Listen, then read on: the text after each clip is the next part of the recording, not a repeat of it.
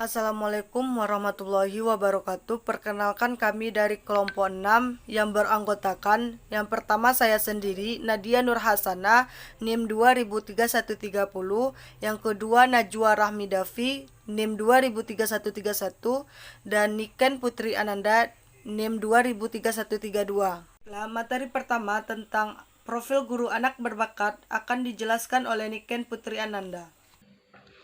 Assalamualaikum warahmatullahi wabarakatuh. Perkenalkan, nama saya Niken Putri Ananda, NIM 203132. Baiklah, saya akan menjelaskan tentang profil guru anak yang berbakat. Untuk menangani anak berbakat di sekolah, tentunya membutuhkan guru-guru yang memiliki kemampuan yang khusus. Deskripsi kemampuan guru yang dimaksud di sini adalah: yang pertama, memiliki kematangan dan keamanan; yang kedua, kreativitas dan fleksibel; yang ketiga, kedalaman pemahaman terhadap pengajaran. Selanjutnya yaitu karakteristik guru anak berbakat. Yang pertama, karakteristik filosofi; yang kedua, karakteristik profesional; yang ketiga yaitu karakteristik pribadi guru. Selanjutnya, penyiapan guru anak berbakat. Persyaratannya yaitu sudah berpengalaman mengajar; yang kedua, menguasai berbagai teknik dan mode belajar mengajar; yang ketiga, bijaksana, kreativitas mencari berbagai macam akal dan cara; yang keempat, mempunyai kemampuan mengelola kegiatan belajar secara individual dan kelompok; yang kelima, menguasai teknik dan model penilaian; yang terakhir, mempunyai kegemaran membaca dan belajar. Selanjutnya itu persyaratan kepribadian: bersikap terbuka terhadap hal-hal yang baru, peka terhadap perkembangan anak, serta mempunyai pertimbangan luas, penuh pengertian, mempunyai sikap toleransi, mempunyai kreativitas yang tinggi, dan bersikap ingin tahu. Sekian, terima kasih.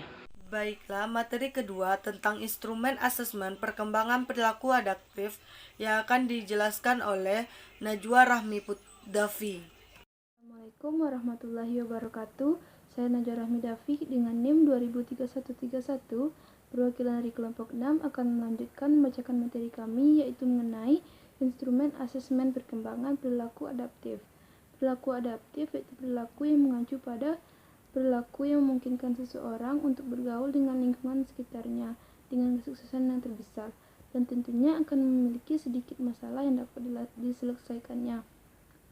Istilah ini digunakan di bidang psikologi dan juga di bidang pendidikan khusus tentunya.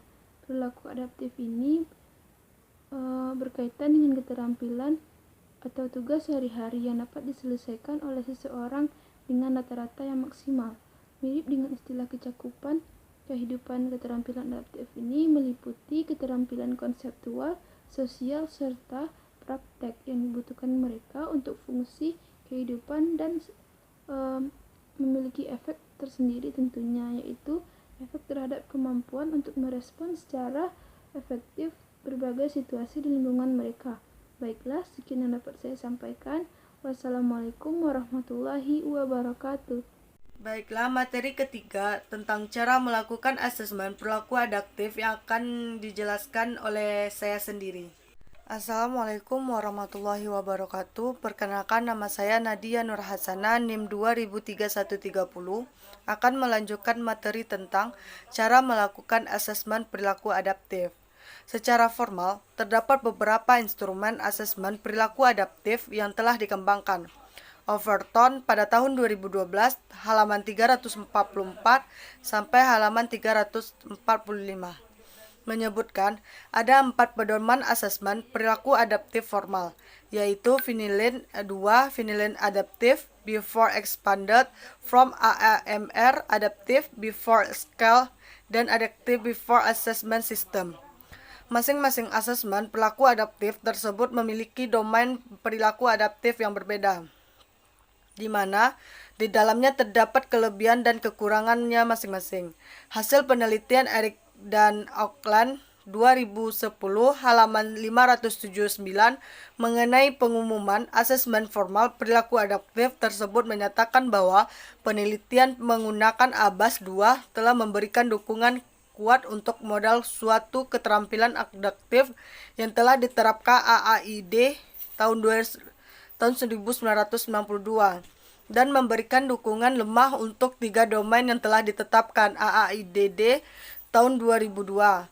Kelemahan penggunaan instrumen asesmen formal perilaku adaptif tersebut juga terjadi di Indonesia, khususnya di beberapa sekolah maupun lembaga yang melayani individu ID.